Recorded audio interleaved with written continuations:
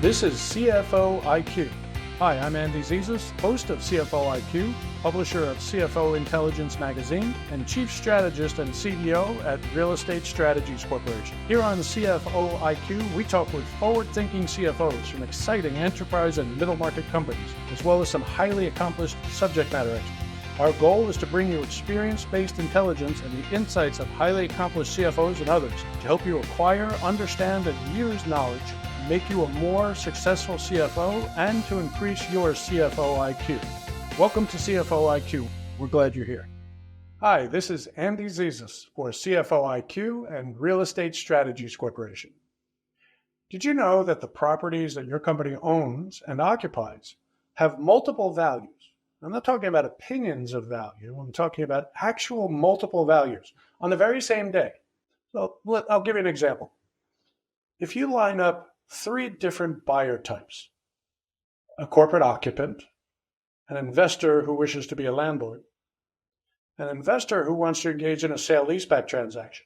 Now assume that all 3 of those are sophisticated business people. Assume that they all have good advisors and they all have access to exactly the same information, not only about your property, but about market conditions. On the very same day, those 3 purchasers will have very different values for your property. Now here's why. The corporate occupant, their interest in buying your building is for you to move out. They'll make some renovations and they'll move in and conduct business in that building. So their time frame is usually shorter and they don't have some of the challenges with respect to time and risk that the other 2 purchasers have. So the occupant purchaser will typically pay the true market value, or I should say the greatest market value for your property in comparison to the other 2. Now, that buyer type will pay the higher price, so your response should be, why would I talk to anybody else? Why would I consider selling my property for anything less than the highest possible achievable price? Well, because the occupant buyer most often takes more time to find, and the negotiations can be more specific and can, in fact, take more time as well. So finding the occupant buyer is not easiest, but once you find them, they will typically pay the highest price. Now, compare that to the investor buyer who wants to buy your building and use it as a vehicle to rent to other tenants and generate revenue. So they want to be a landlord, or they are a landlord and wish to purchase your building for that purpose. That buyer has a whole other set of criteria. Their purchase of your building is the beginning. They'll also have to renovate it, but then they'll have to market it and promote it. And there'll be a period of time during which the building would likely be vacant as they lease it up to either one tenant or multiple tenants.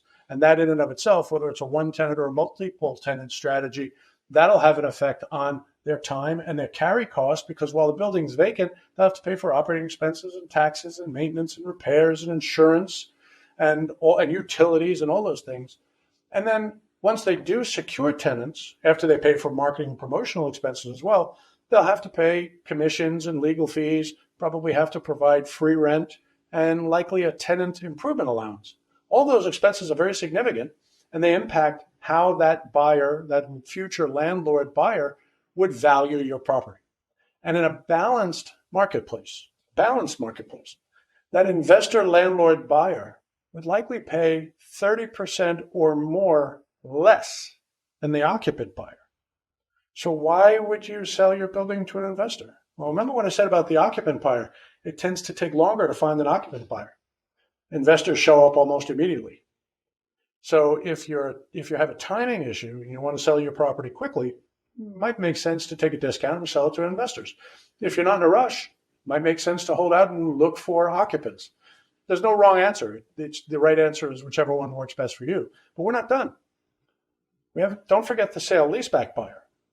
The sale-leaseback buyer doesn't want the building vacant. In fact, they want you to stay in it and they want you to lease it back for some period of time. Now, that may be a short time or a long time. But a sale-leaseback transaction isn't even a real estate transaction. It's a structured finance transaction, because the value of the transaction isn't determined based upon the value of the land or the value of the bricks and mortar associated with the building. The entire value of a sale-leaseback transaction is truly based on the cash flow that the investor buyer, the sale-leaseback buyer, will derive from the future tenancy.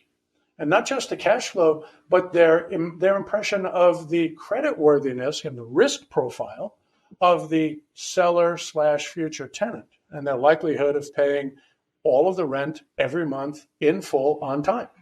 And the value is derived based upon that stream of cash flow and the risk and creditworthiness profile associated with it. So that in and of itself is an entirely different valuation of your property than the occupant or landlord buyer. So I've just given you 3 today, and all of those valuations will be very different. They'll all happen on the same day. And I'm giving you this guidance on the assumption that you're talking to knowledgeable, well-advised, sophisticated buyers in each of those 3 categories. And on the very same day, they'll have very different values. And which one works best for you? And I've just given you 3 today. There are as many as 13 different ways to value your property on the very same day. So it's important for you to understand what your true objectives are for timing, for purchase, for sale price, for valuation, for risk, and a host of other things before you go to market. So make sure you're properly advised, make sure you understand what you're offering and what the likelihood of achieving your goals are before you take your property to market. If you have any questions, you can reach me at andrew.zezas@cfointel.com. This is Andy Zezas for CFO IQ, CFO Intelligence, and Real Estate Strategies Corporation. Look forward to seeing you again. This has been a production of CFO IQ. If you have topic suggestions, would like to be considered for an interview on CFO IQ, or if you'd like us to consider publishing your story in CFO Intelligence magazine, contact our host, Andrew Zezas, at andrew.zezas@cfointel.com. Thanks for joining us. Watch us wherever you watch your favorite podcasts, or visit us at cfoiq.com to view or listen to our next episode.